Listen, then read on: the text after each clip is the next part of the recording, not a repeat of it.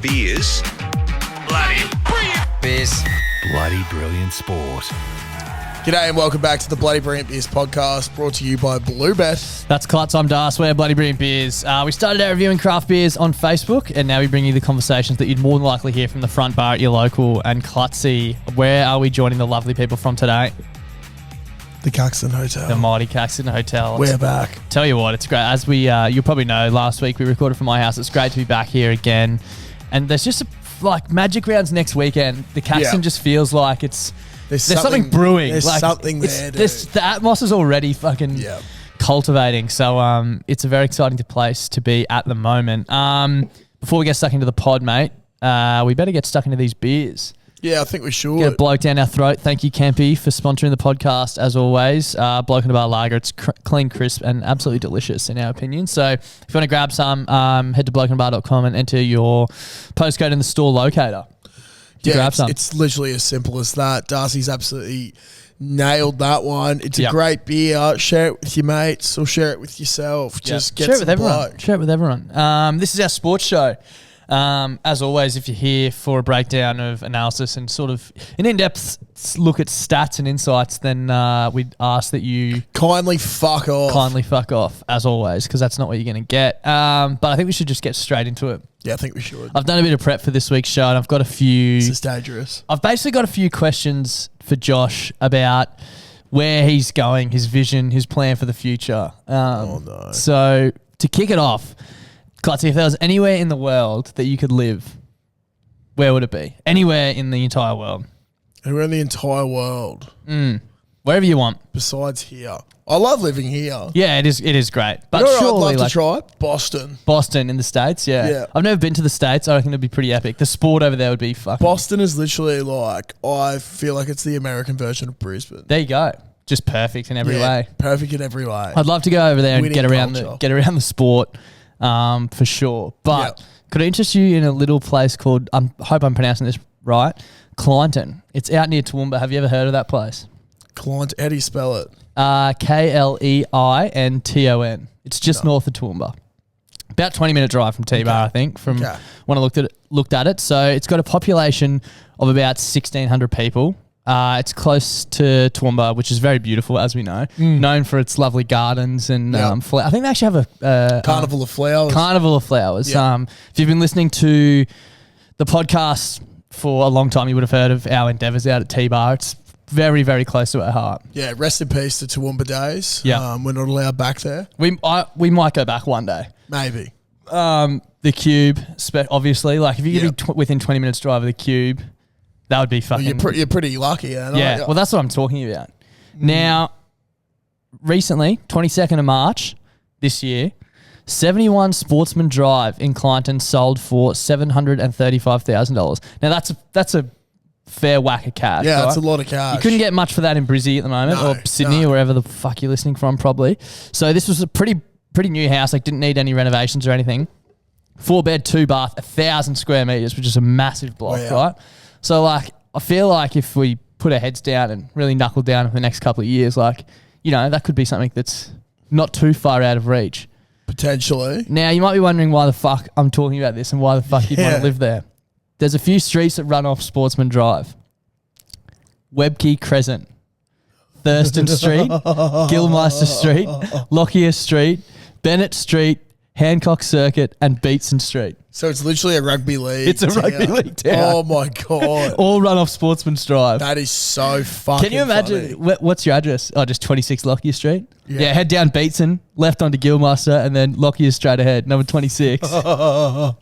That's an intimidating defensive line to get through, isn't it? It's an intimidating suburb. I'd love to be out there for an Origin series. But the other thing is, Monty Brewing Co. is actually on Sportsman's Drive. Yeah, so right. If we we have to go for a trip. If we basically can put together $735,000 between us, we can buy a brand new house on Sportsman's Drive, be in the most intimidating suburb in all of Brisbane, and have a brewery on our street.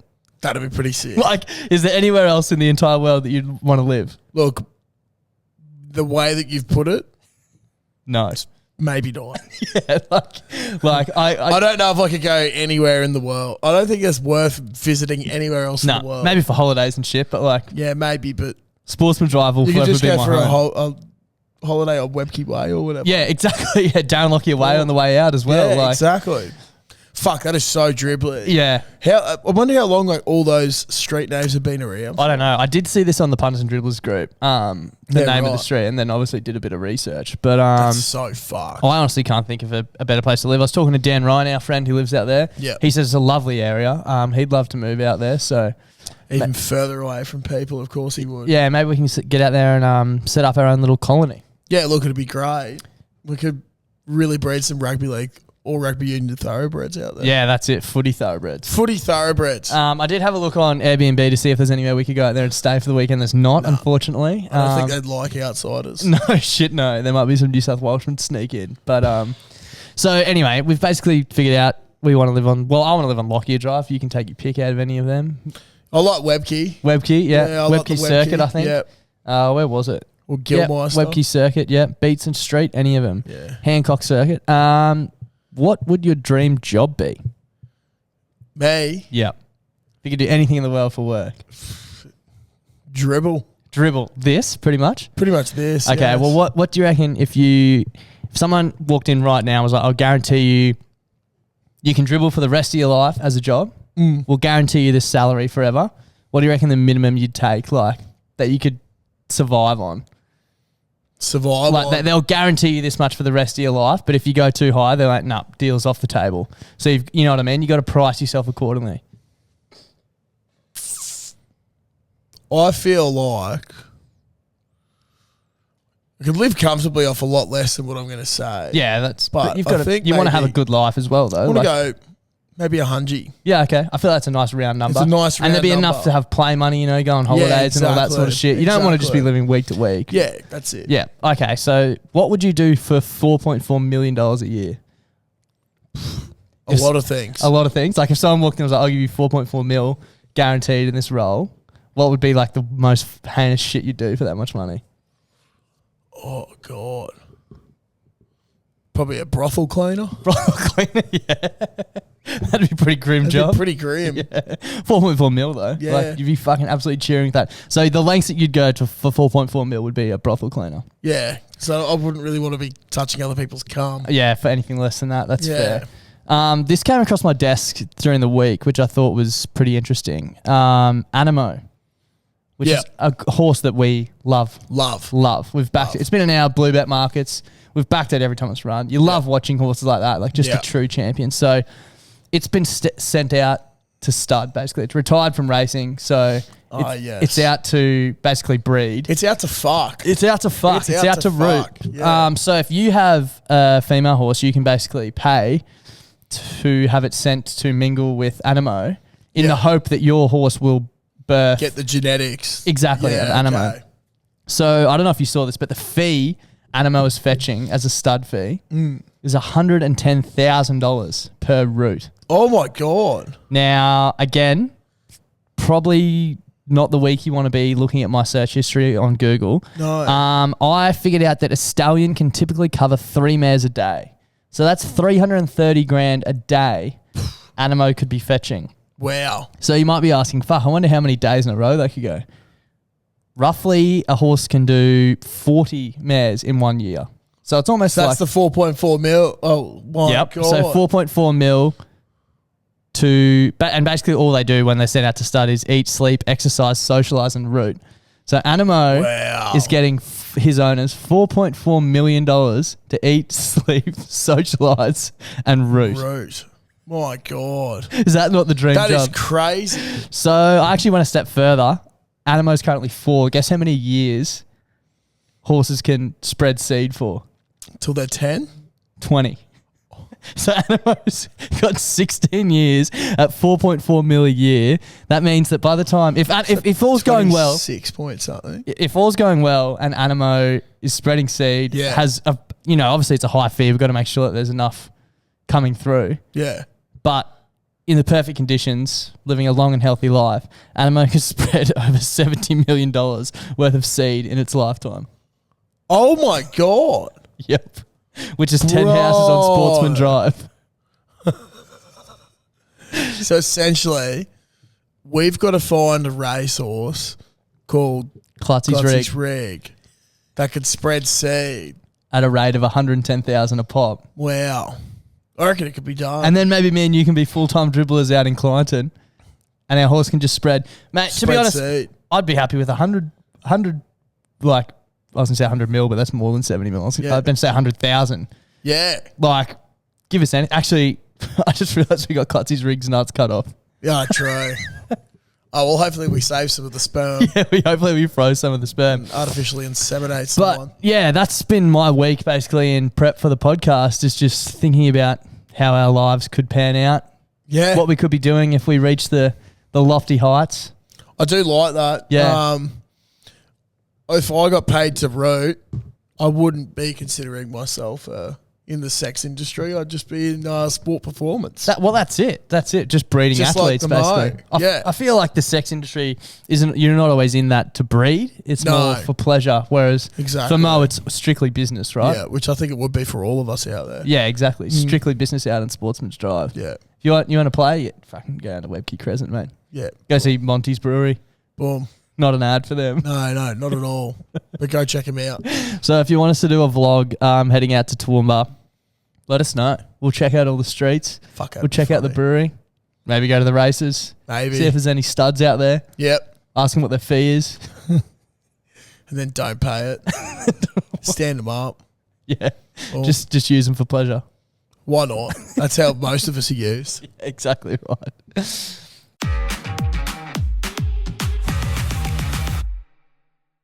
So, Clutzy, something else that I scrolled past this week.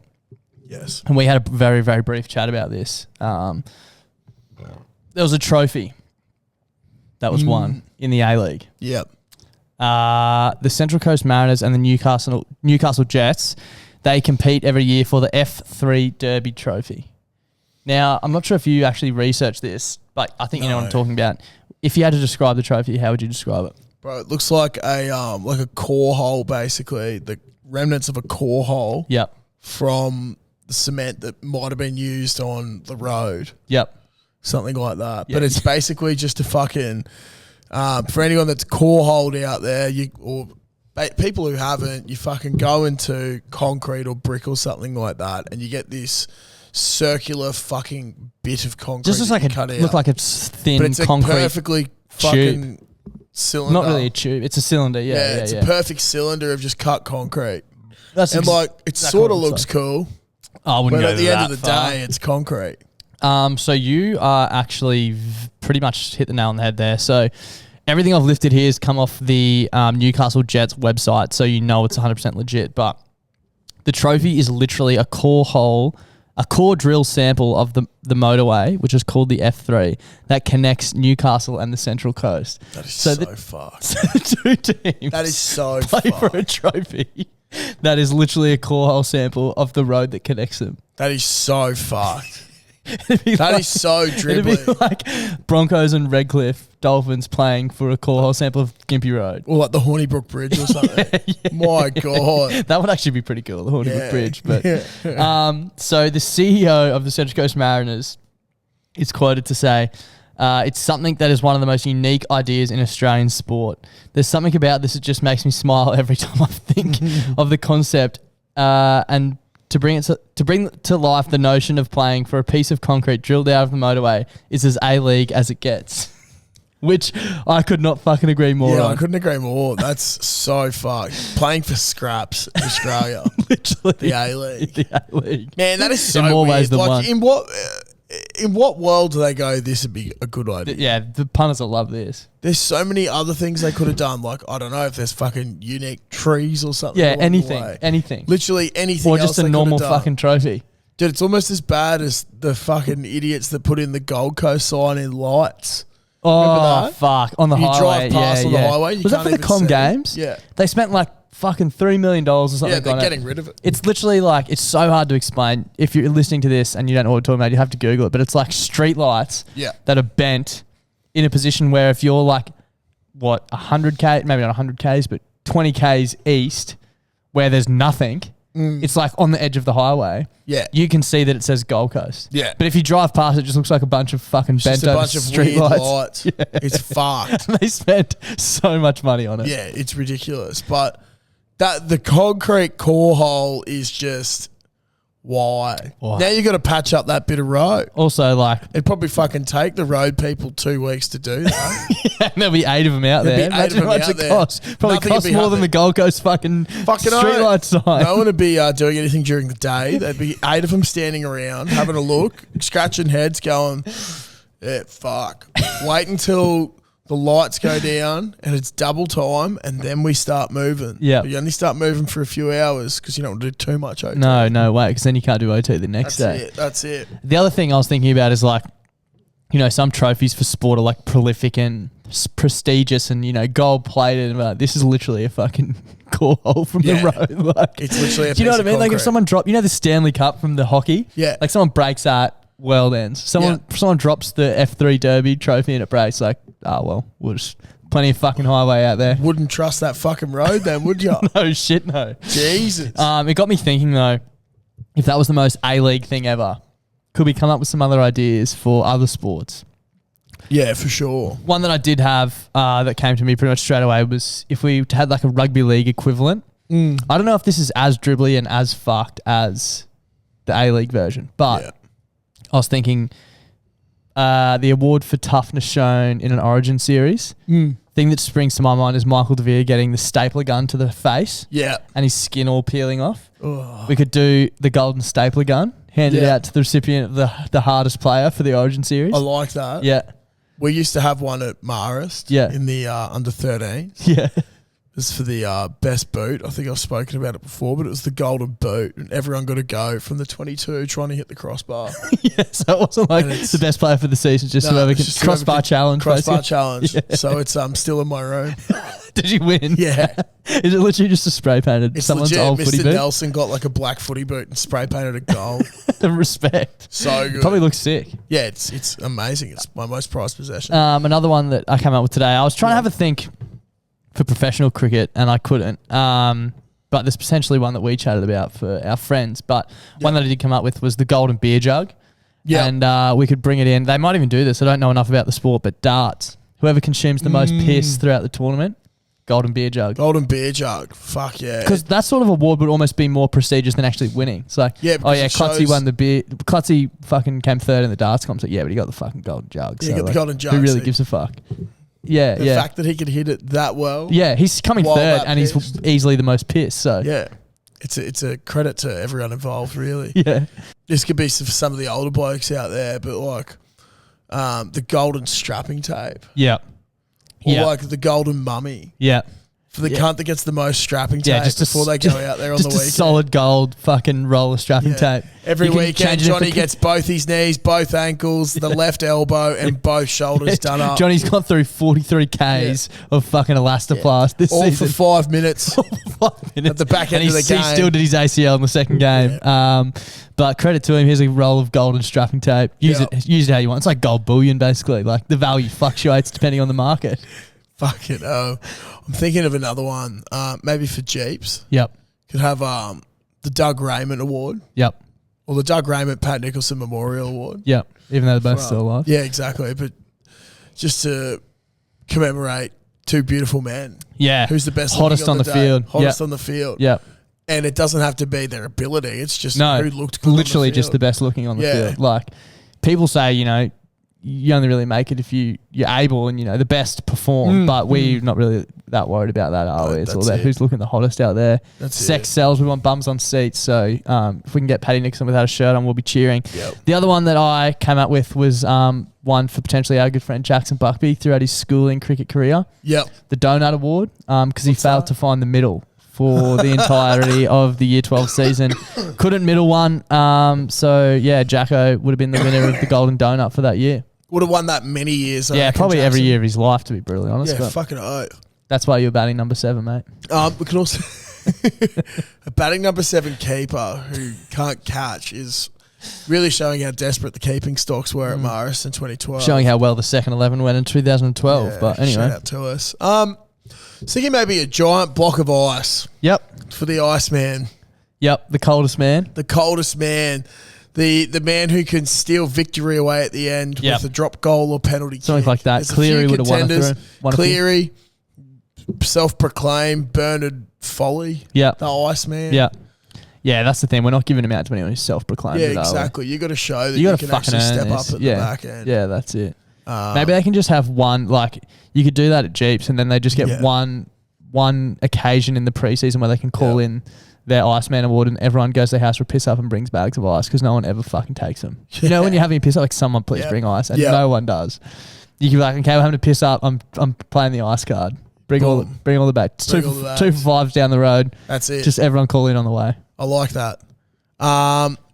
Think of another one for Victor Radley. Yep. Platinum seat. Best seat in the house. It's on the sideline. You can't pay for it. You get paid to be there. Yeah. He's been there 9 times now. You don't have to do anything when you're there. No, that's it. You just sit down for a few minutes and you get the best seat in the house. The Golden Bin Award. That's it. The boys might not like you, but... Nah, go to Victor's house and every fucking room's got a gold-plated bin in it. 9 bins. 9 bins. Who needs 9 bins? No one. Actually ridiculous. Insane. There should be a market on whether he'll get binned in a game or not. We should ask Bluebet to fucking build one for us in Magic Round. That should be good. Yeah. I'd love that. We can probably do that. I'd love to see him get sin bin. But I thought that'd be a good one for the frothies to reach out to us. Yeah. Any other good ones you come up with, we'd love to hear them. Yeah, definitely. And shout out to the Central Coast Mariners and the Newcastle Jets. Sweet fucking trophy, guys. So fucking shit. You know what? When we do up our studio, we should take a core hole sample from somewhere. Caxton Street. Oh, we can't do that, can we? Oh. Rules are meant to be broken, dude. We'll, dude, actually. Go Caco car park, put it on high vis. No one's going to ask any questions. No one asks us questions when we walk around here anyway. Yeah, exactly. Anyway. Fuck, we could be onto something. Leave that with us. Maybe, there's not good drainage on the balcony, so we need to put a drainage point in. Yeah. Some core hole through. Yeah. We'll chat to Stella. We'll make sure we do it all above board, of course. Yeah. Maybe. Maybe, nah. It's funner when you break the rules. Yeah, exactly. Rightio. Fuck yeah.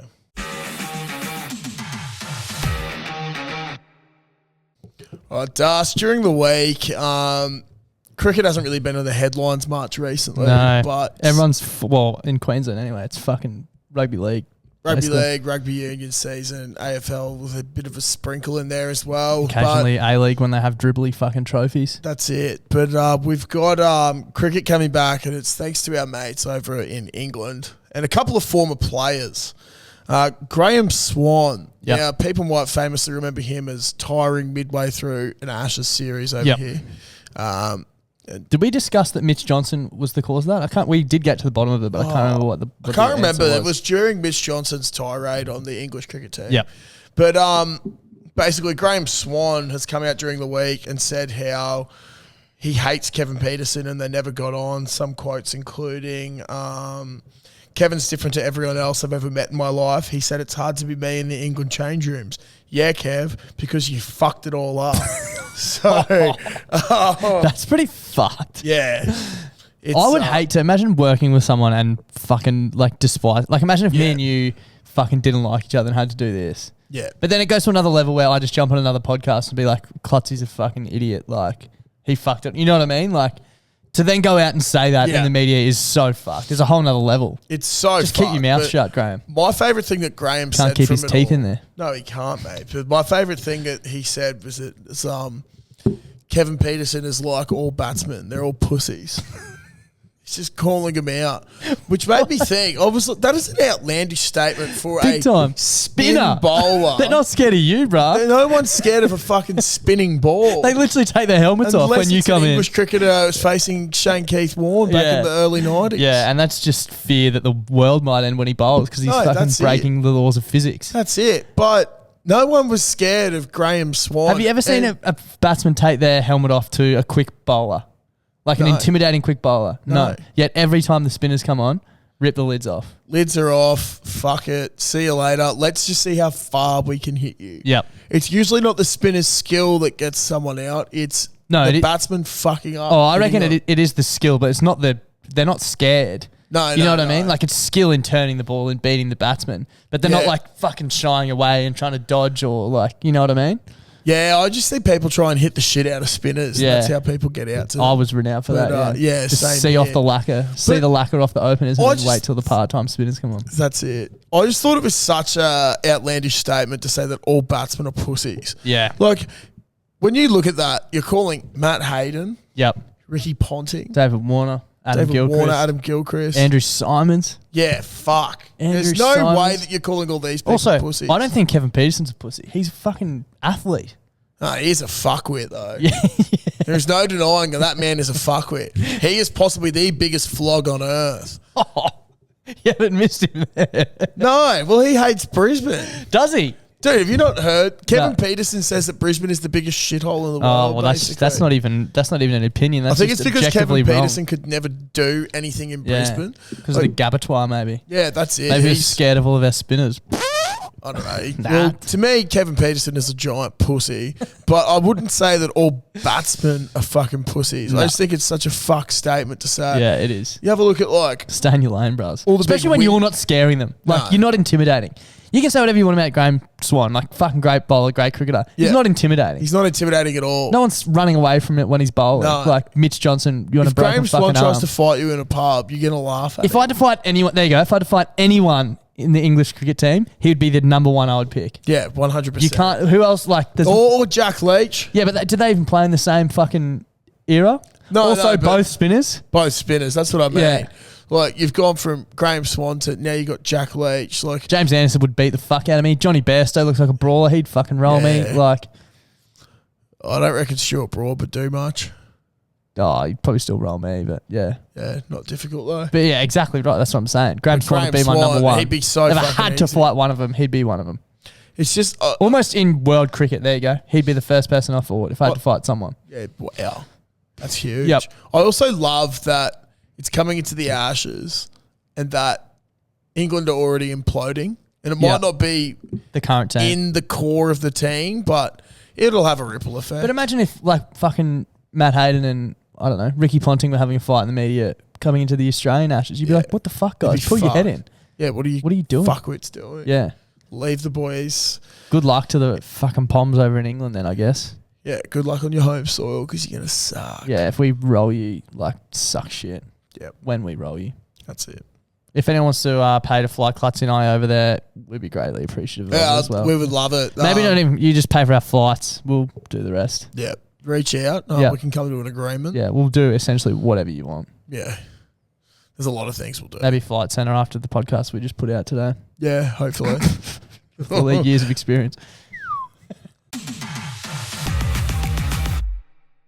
All right, last but not least, going into the rugby union world, I saw something pop up from the Raw Rugby during the week, and it was real weird how they positioned this, and it was like a comparison between the Brownlow medal, the Dally M, and the John Eales medal. Yep. And I was like, okay, so they're like the best. So Dally M, obviously best rugby league player of the year. Yep. Brownlow, best AFL player of the year, and the John Eales is for the best Australian rugby union player. So can be like overseas players and shit, but it's for the Wallabies. Okay, so it's not like club, like not It's not this. It's not the not Super the Super Rugby. Rugby. Yeah, it has to be for Wallabies performances. Yeah, that's it. So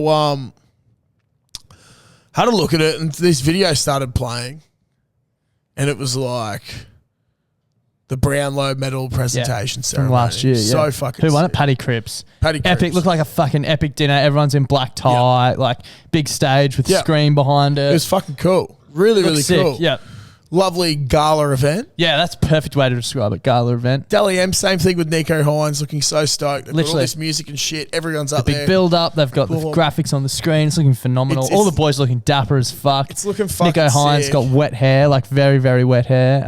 It was the wettest that his hair's been in a while. And then we go to the Wally the Lewis. John Eales. The Wally Lewis. The John Eales. the John medal Eales presentation. medal presentation.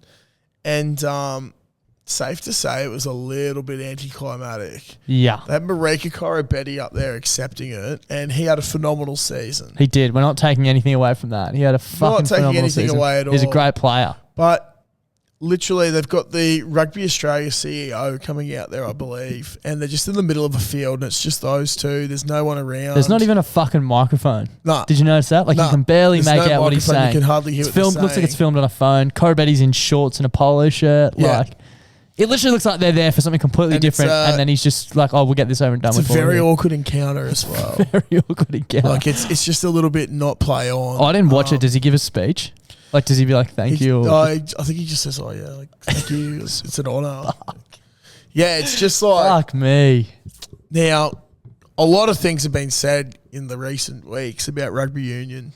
One of them with, did they spend the money correctly on Joseph Suoliti? Yeah. Look, maybe they did, but maybe They could have come shaved from a little other bit. areas. Could have shaved a little bit off his contract. Host a little bit of a function. Have a dinner. Make it BYO if you don't want to put Yeah. piss on. I don't know. Exactly. Do it at exactly. a fucking Chinese place where you can do karaoke after. Yeah. Karaoke after. But like, maybe get the boys a bit dressed up Yep. and don't just present your most prestigious medal Yep.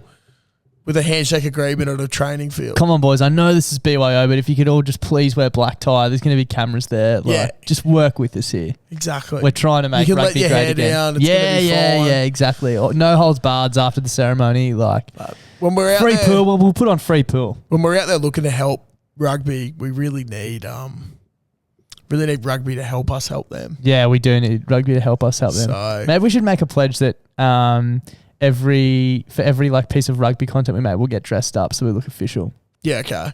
Maybe we can get someone to like sort us out with a suit or something. So that'd be awesome. Yeah, I need budgie a new one for smuggler or something. Manos. I wasn't thinking like a proper suit, but yeah, sure. Well, I'm thinking proper. Yeah, okay. Or we could go real scat and go to Lowe's and get colourful suits. Yeah, we could do that. That'd be good. Yeah, Yeah, that could cool, be very cool. good. All right, well, I think that's us for the week. Yeah, and just before we wrap up, I actually had a bit of a thing on the Make Rugby Great Again campaign. We're still in the early planning stages, Yeah. and we're definitely going to roll it out. But I was having a scroll on Facebook today, actually, and I saw that Conor McGregor announced he's doing a Netflix series. Sorry about that. Which is fucking sick. Yeah. Got me thinking about, like, you know, Drive to Survive, the F1. Like, I remember when the F1 documentary first came out, it was just before COVID and we were at a house party. I think it was for Hottest 100 Day at one of our friend Tom's house. Yeah. And it was just before COVID hit, like as it was heating up.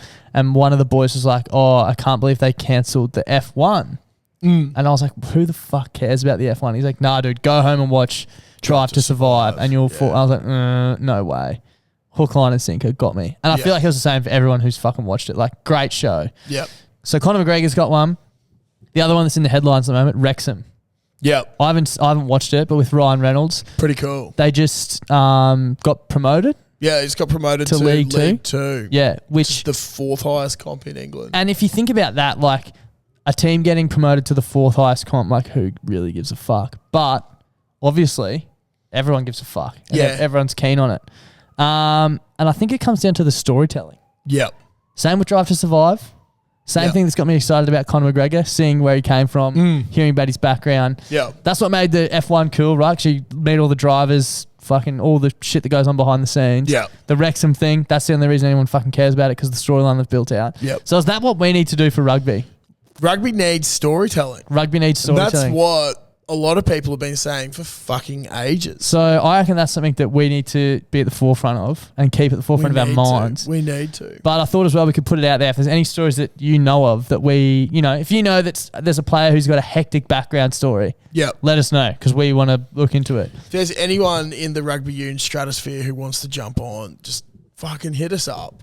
We'd love to have a chat with people. And it doesn't even have to be about people either. Like if you know of a hectic game where there was something ridiculous, some story that happened in the lead up in the game, you know what I mean? Like That's it. an example I can think of, obviously, because we like rugby league. Darren Lockyer, fractured cheekbone against the Dragons in his final season. Yeah. Golden point, gets up, kicks a field goal, wins the game. Boom. Like shit like that we want to hear about because we want to tell that story. Yep. So that's basically what we're going to be looking to do. And if there's anything out there that you want us to cover, reach out. Just reach out. It's as Yep. simple as that. Yep. But that's probably us for another week. That's it. We'll see you on Monday with some froths. Yeah, you And, would. get ready for Magic Round week, baby. Yeah, baby. Announcement on that coming soon.